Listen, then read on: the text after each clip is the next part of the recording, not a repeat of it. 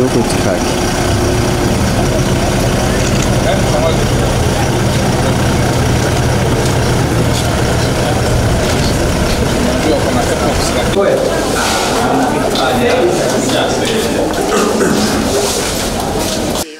Kwa hiyo ofisi ya mkoa haijawahi kusikiliza. Haijawahi kunisikiliza. Ulikuwa tu hayupo ukakata tamaa kabisa kaondoka.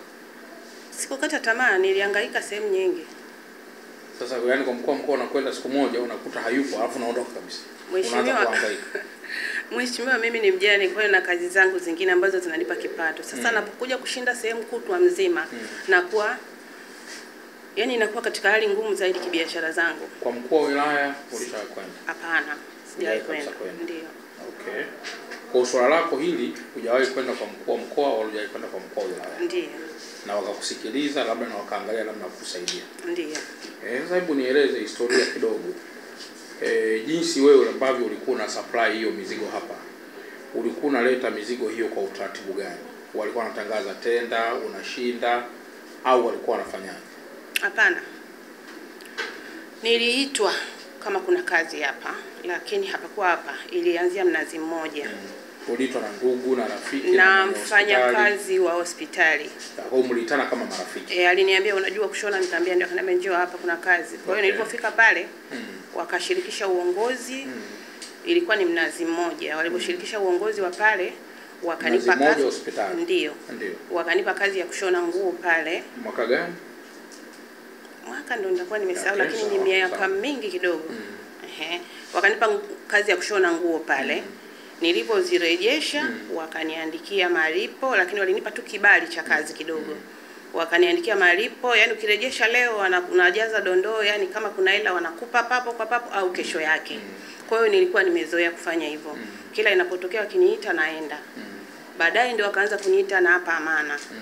Na hapa Amana nayo ikawa ni hivyo hivyo. Ni yule alikuita au ni kuna mwingine wa hapa Amana alikuita? Aliniita yule ambaye alikuwa kule Mnazi Mmoja. Bado ikawa ni utaratibu ni ule ule? Ni utaratibu ni ule ule, ananiita na inapewa tu vibali vidogo vidogo. Nafanya kazi, nikija najaziwa hapo hapo. Kama hela ipo napewa kesho au napewa kesho yake. Ndio maana cha kwanza nimehoji kwamba je, ulikuwa ni mchakato wa kutangaza tenda kama ilivyokuwa sasa hivi? Tumesema hapana. Bali ni rafiki yangu, ni mtu wangu aliniambia njoo ushone. Cha pili, yule mtu wako alikuwa na madaraka gani? Alipaswa pia kufafanulia kuhusu taratibu zote za namna kufanya kazi na serikali. Sasa kwa hapa nilipofikia, hatuwezi kulaumu wewe wala kumlaumu si mtu gani.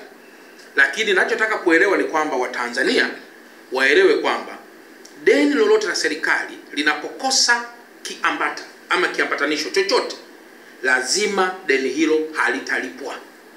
Kwa sababu hospitali yetu hii madeni zaidi ya bilioni 1 ambayo yanaweza kuwepo, zaidi ya milioni 500 imethibitika kwamba ni madeni hewa. Je, ni kithibitisho ni nini sasa cha Bi Martha kulipwa? Na anasema malipo yake yalikuwa kwa mkono. Sasa hilo ndilo ambalo linaleta tabu.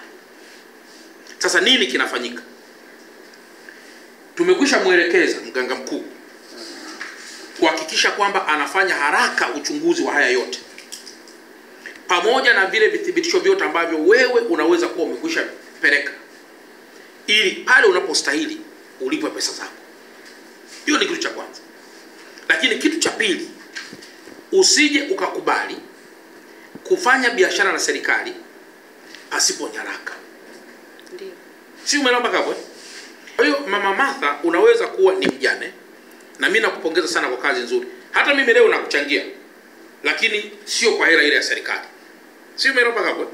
Ile hela ya serikali lazima itoke kwa mujibu wa nini? Wa nyaraka. Ili nasema ukweli kabisa wa moyo. Na ukikuta deni linachelewa kama nilivyosema na wewe umethibitisha, ujue kuna nyaraka inachelewa. Na kwa kuwa sisi wote ni wageni, hatuwezi kusema sasa Mama Martha tumlipe kwa sababu yeye ni mjane. Hapana. Tunasema Mama Martha, pamoja na kwamba unaweza kuwa ni mjane, una watoto, hebu tupatie nyaraka, tukulipe haraka pesa yako. Kwa hiyo tuna madeni hapa mengi sisi ambayo tunaendelea kuyahakiki. Ukihakiki, ukiuliza mara 3 unakuta watu wanakwenda wanapotea. Sasa unajiuliza unapotea nini wakati ni deni lako? Njoo kwa pamoja. Si umeelewa mpaka hapo mama? Umeelewa vizuri? Ndio. Ndio maana tumesema kwamba deni lako lihakikiwe. Sidi umeelewa mpaka hapo? Haraka. Na kama kuna jambo lolote umelisahau mahali popote, liwasilishe. Na kama unaona kabisa kweli kabisa kwamba nyaraka hizi mkuu wa mkoa, mimi kwa kweli ilikuwa tukichukua hela hizi tunafanya hivi, ili utaninong'oneza mimi kama mimi. Kwamba tukichukua hela hizi tulikuwa tunaweka tunazidisha kidogo kitu fulani, na sisi tunapeleka huko kwa mujibu wa urafiki, si ndio? Deni lako utaendelea nalo, na mimi hawa nawasisitiza wakusaidie ili liweze kufikia mwisho. Sio wakusaidia kwa mujibu wa taratibu, kwa mujibu wa nyaraka. Sio umeelewa hapo?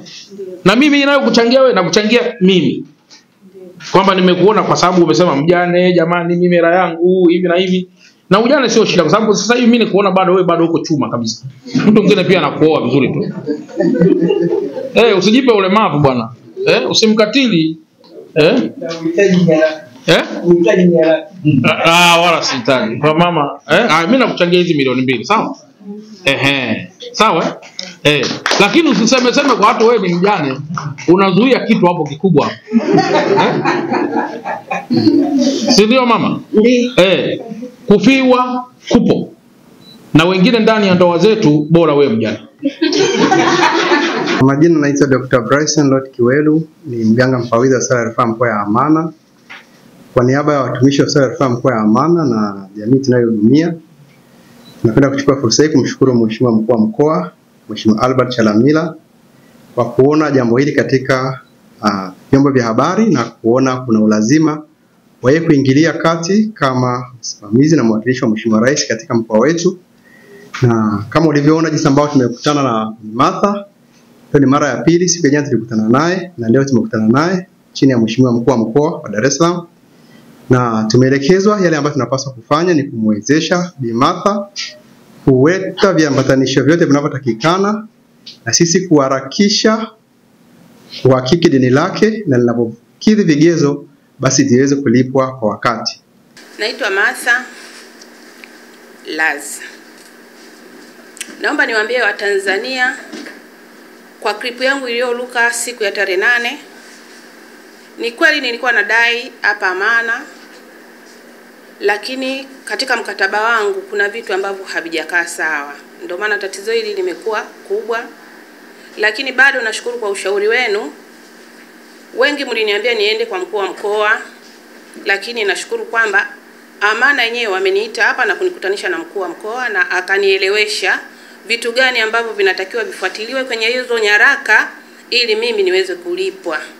Kama vitakuwa vimekaa sawa basi nitalipwa hela yangu. Kwa hiyo naomba Watanzania mjue hivyo, na mimi mwenyewe nimeridhika kwa ushauri nilioupata, na kwa nyinyi mliniambia niende kwa mkuu wa mkoa kwa sababu mlikuwa mnamuamini kama ni mtu ambaye atatoa uamuzi wenye haki. Kwa hiyo mimi ninashukuru kwa hilo, kwa uamuzi wake. Nimeshukuru kwa kweli. Ninashukuru pia mkuu wa mkoa aliposikia kilio changu, amenichangia kutumia mfuko wake mwenyewe pesa milioni 2 katika shughuli zangu za biashara zangu za kuendesha maisha yangu. Naomba niseme asante kwa hili.